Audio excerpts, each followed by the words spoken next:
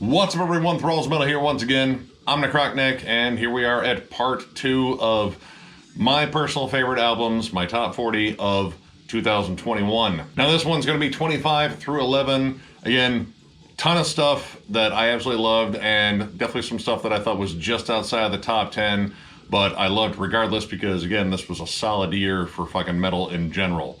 So let's get right to this one. Kicking off the top 25 is Worm, Foreverglade.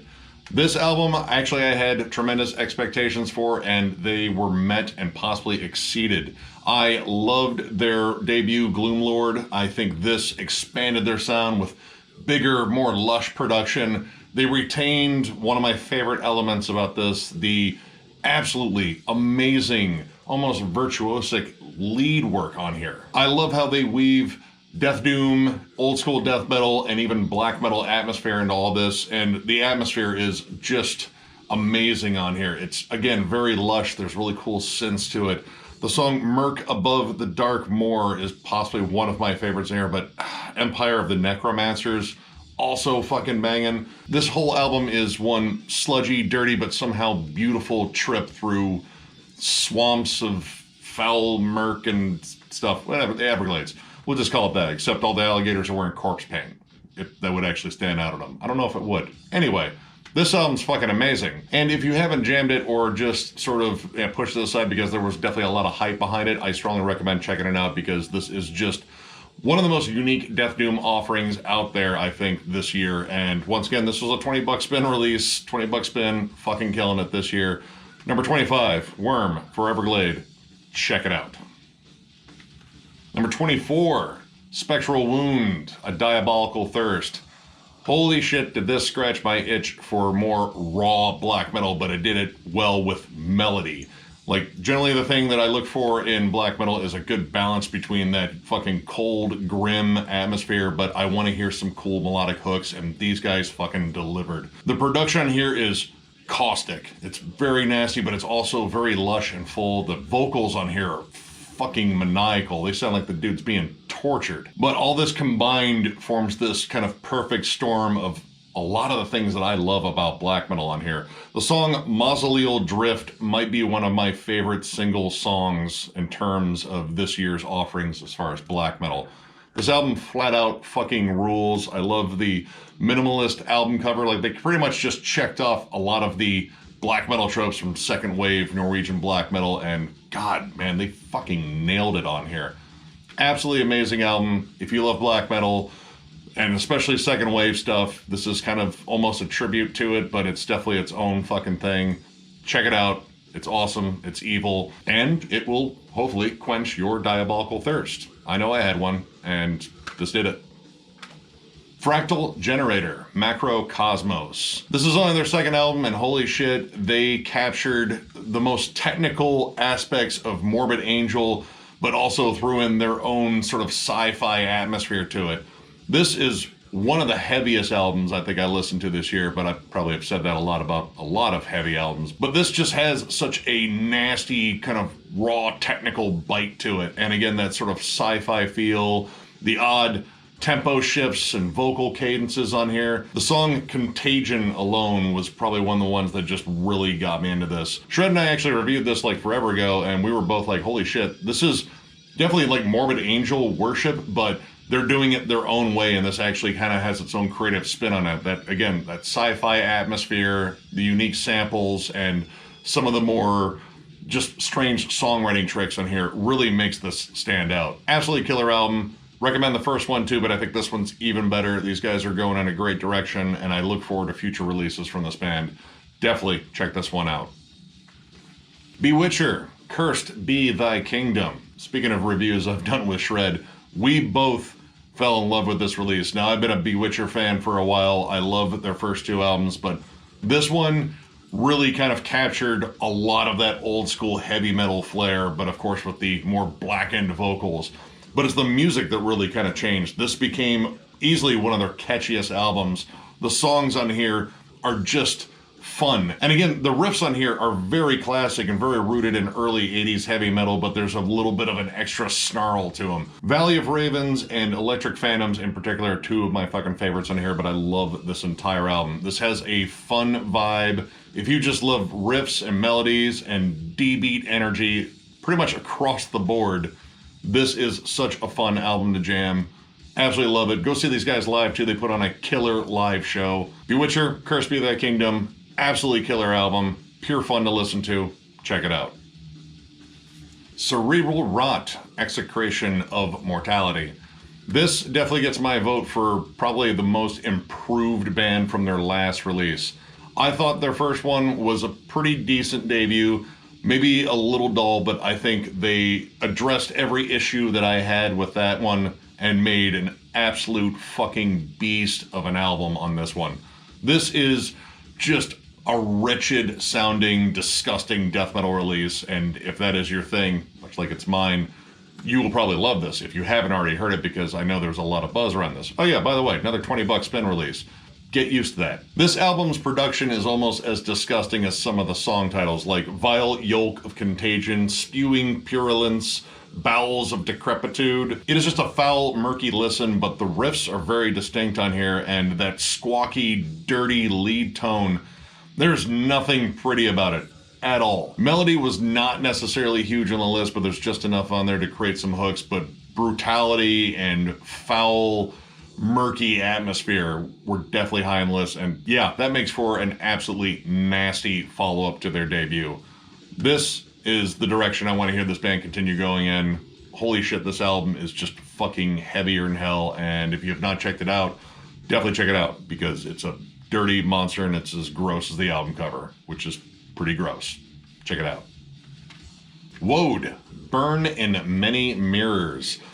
I think this is probably one of the most unique black metal offerings that I listened to this year, because this is very riffy black metal. In fact, it kind of borders on thrash metal and even has some classic heavy metal nodes on this, but this is just a flat out catchy release. This doesn't really lay on tremolo riffs too much. This likes to bring in really memorable big hooks, and the songs are very lavish and well written and almost kind of theatrical in a way, and I really kind of appreciate that. There's a lot of fun over the top stuff about this, but it's still dark and brooding across the board. Fire in the Hills and Sulphur Glow definitely were two of my favorites on here. They pretty much captured everything I was talking about in terms of just the overall feel of this album. And the production is definitely maybe a little bit different for black metal overall, because it's definitely a little bit more on the compressed side. It's a little bit tighter. It's not as, you know, raw and dissonant sounding, even though dissonance is definitely a part of it, and if it wasn't, what else would we call that noise, because we love that word. Excellent album. If you love your black metal, riffy as hell, holy shit, this is the album that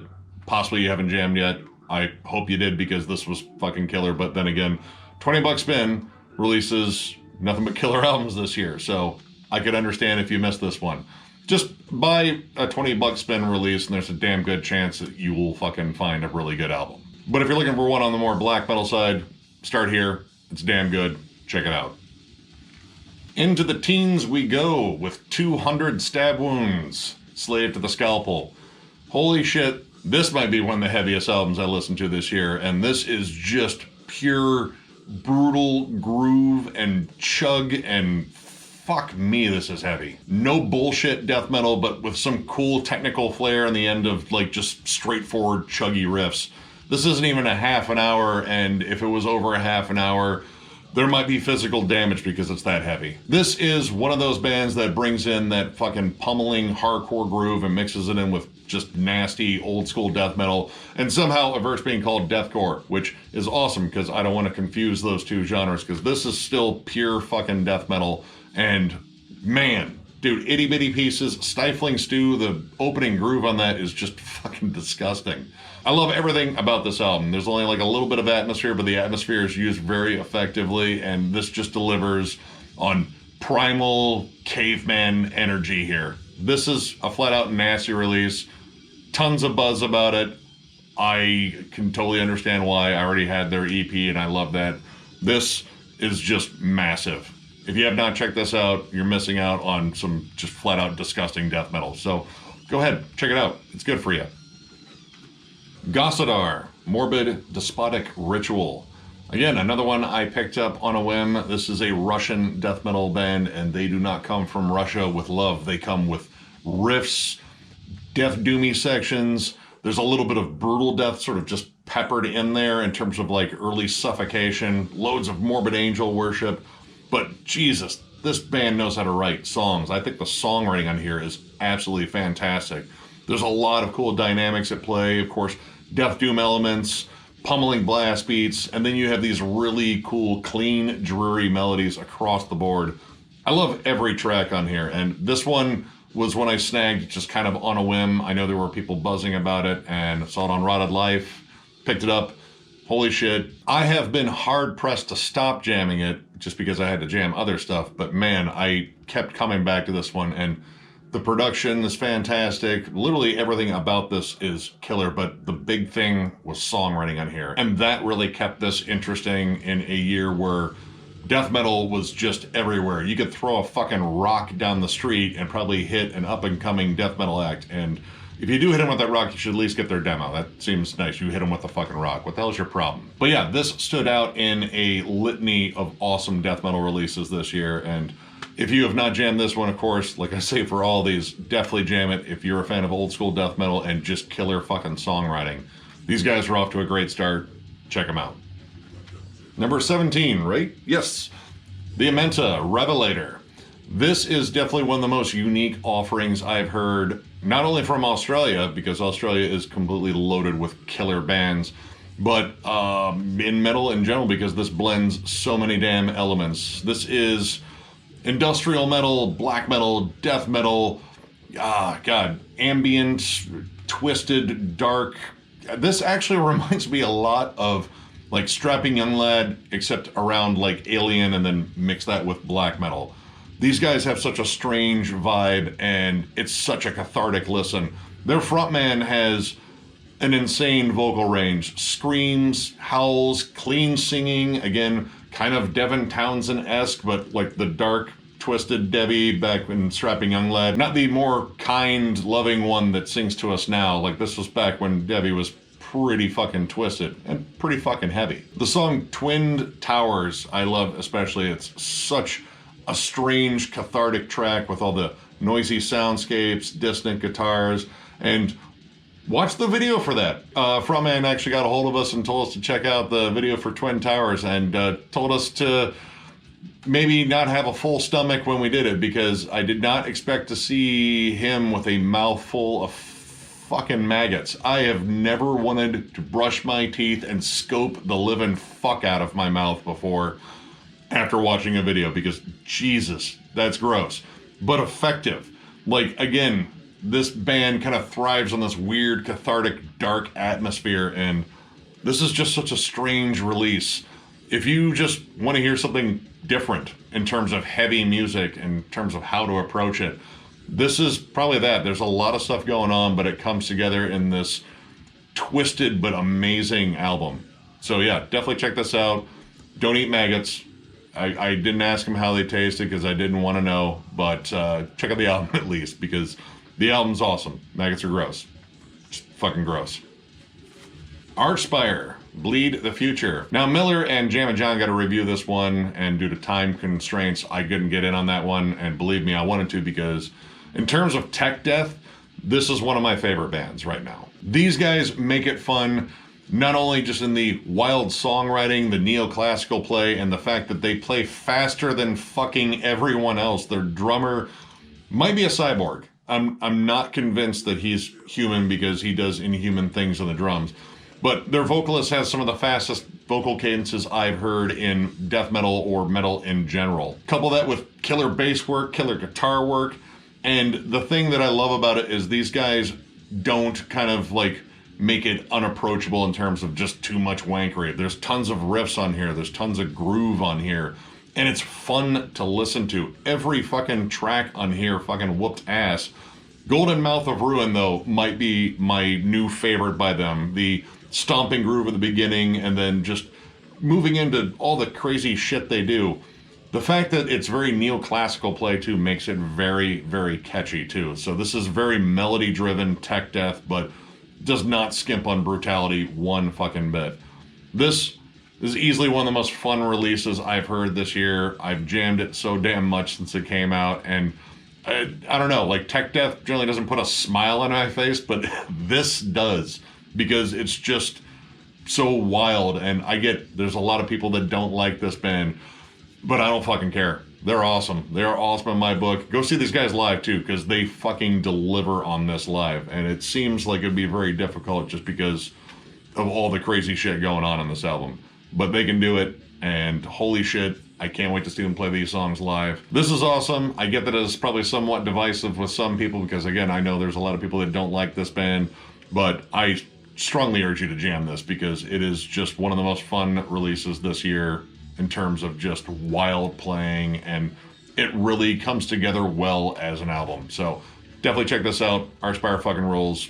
Into the stack it goes. Number 15, we have Carcass, Torn Arteries.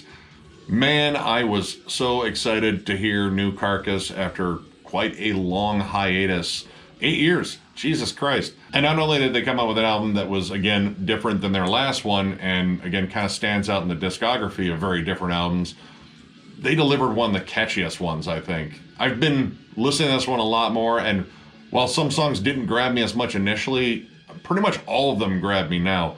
But, I mean, you don't get much better than Flesh-Ripping Sonic Torment Limited, not only because that name's ridiculous, but it's a 9-minute fucking riff fest, and Jesus, it's one of the best songs on here. But, I mean, this is absolutely loaded with killer songs. Dance of Ixtab might actually have one of the catchiest Carcass riffs in their entire back catalog. That opening riff, that stomp, it's just anthemic and fucking fun. The thrashy bite on Kelly's Meat Emporium and Torn Arteries.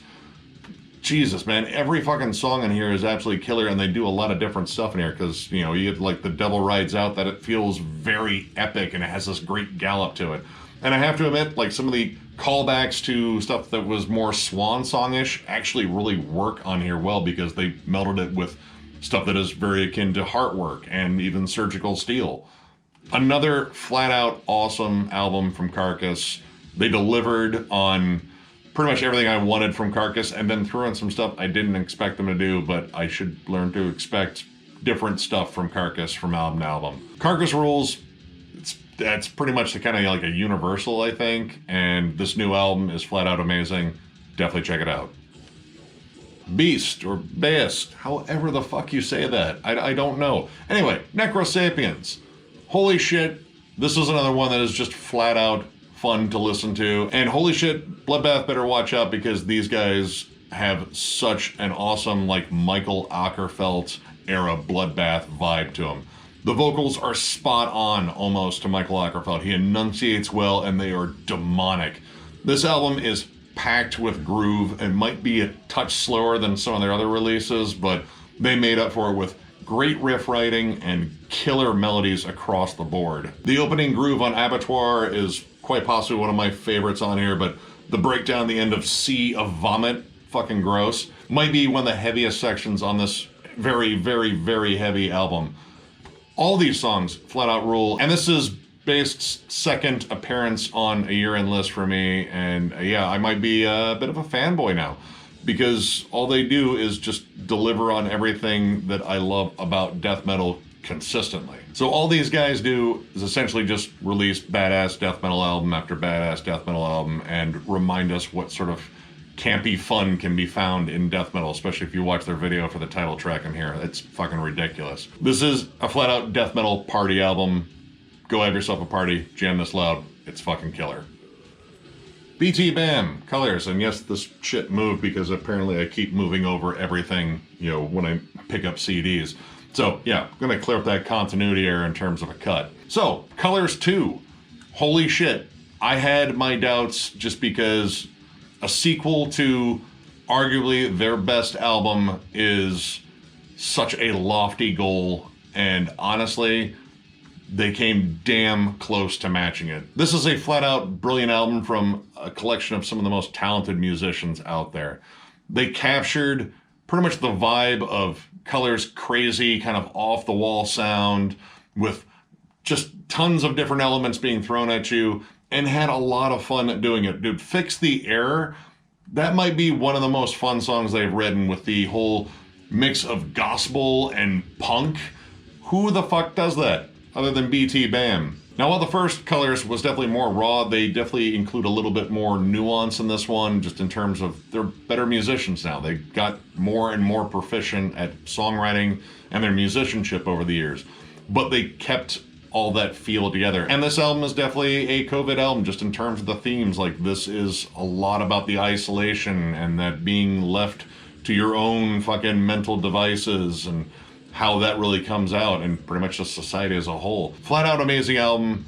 They did pretty much what I thought was damn near impossible in terms of matching their best album, because as much as I love all the albums that have come out past Colors, that is still their benchmark album. And while this one didn't beat it, it came damn close to matching it, and it's a fantastic release and easily one of the best prog metal albums that come out in 2021. Definitely check it out. You're in for a fun ride. It's gonna go all over the damn place, but well, you know, the last couple of years have been kind of crazy, so why shouldn't your music? Check it out. Here we are at number 12 with Hooded Menace, the Tritonus Bell. This album defied any sort of expectations. I was a huge fan of Ossuarium Silhouettes Unhallowed. That definitely brought in a lot more melody. For those that don't know, Hooded Menace doesn't write fast songs. They're slow, they are sludgy, they are oppressive and bleak.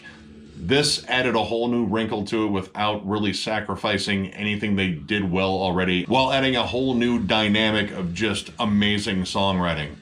This, oh man, I don't know if this is their best album, but holy shit, I have come back to this one quite a bit. It is fantastic, and I was hyped from the first singles I heard, which I believe was Blood Ornaments, but dude, every song on here flat out fucking rules. I don't know what the future holds for this band in terms of, like, do they keep going with this one? Is it an isolated one? Because I think this one really resonated a lot with fans, just in terms of changing the game slightly. Absolutely amazing release. Super close to being in the top 10, but I had some other ones that I absolutely loved a little bit more. This album exceeded my expectations and delivered something actually kind of unique in their discography, and they fucking executed so damn well. Definitely check it out. I think it may be one of their best, and they've written a fuck ton of really good albums, so that is definitely saying something. Check it out. And finally, at number 11, at least finally for this video, we have Cannibal Corpse, Violence Unimagined. This was, again, just outside of the top 10 for me, but oh my god, Cannibal Corpse delivered yet another awesome album, but there were some different wrinkles this time. Eric Rutan steps in as the second guitarist with Rob Barrett now, and Jesus, man. The combination of Barrett and Rutan on here is fucking amazing. They both just know how to riff it out. There's a little bit more thrashy energy to it. These songs are brimming with hooks and hostility. Inhumane Harvest might be one of my new favorite songs. Everything Must Go. Oh, every time he says that, literal goosebumps. But Follow the Blood, Ritual Annihilation. This is such a brutal release, and I feel as though, like, with the new blood injected in the band, this just feels more intense overall. I fucking love this album. Man, this made Cannibal Corpse even harder to rank when we did it, but I'm glad we waited so we can include this one, because this is a must-own for Cannibal Corpse fans, and I'm pretty sure I don't even need to say that, because Cannibal Corpse fans fucking responded and got every fucking variant of the vinyl, fucking multiple CD copies. I should have pounced on the uncensored cover, but settle for this one. But the important part was I got the music. This album whoops ass, and fuck yeah, Cannibal Corpse. You fucking did it again. One of the most consistent death metal bands out there, and this is why I keep coming back when they keep putting out killer albums like this. Check it out if you missed out. It's fucking brutal as hell. It's Cannibal Corpse. That's pretty much all I gotta say. Check it out. All right. Next video, we will be down to the top 10, my personal favorites of 2021, the year that just seemed to be brimming with killer stuff across the board. Again, a lot of death metal, but it's no secret that I'm a giant death metal fan, so that really worked out in my favor. So again, I know there's multiple parts to this, but again, let me know what you guys think were the best albums this year down in the comments. There's definitely some I missed, I'm sure. I tried to listen to every single fucking metal album this year. Naturally, I failed because everyone came out with a metal album this year, and I'm happy because there's tons of fucking cool metal to listen to. I love the fact that this whole genre is so damn saturated with good bands right now. The only problem is that makes year-end lists even more difficult considering the amount of music I already jam. So if you enjoyed this video, give it a thumbs up, and if you are new to the channel, subscribe, because we do stuff like this all the time. We are also on Patreon. There'll be a link down below where I was pointing prematurely. We also have t-shirts for sale. If you would like one, hit us up on thrallsofmetal@gmail.com. Send us a message, put shirts in it, and we will get back to you and hopefully sell you a shirt. Thank you guys again so much. You've made this year, well, more bearable because this year still kind of sucked. Not as much as 2020, but still not great. We're getting there. 2022. I have a feeling it'll be better, right? Either way, regardless of how next year turns out, and regardless how so-so this year was, thank you guys so much for subscribing, following. You guys mean the world to us, and thank you again from the bottom of our heart, and we will catch you later.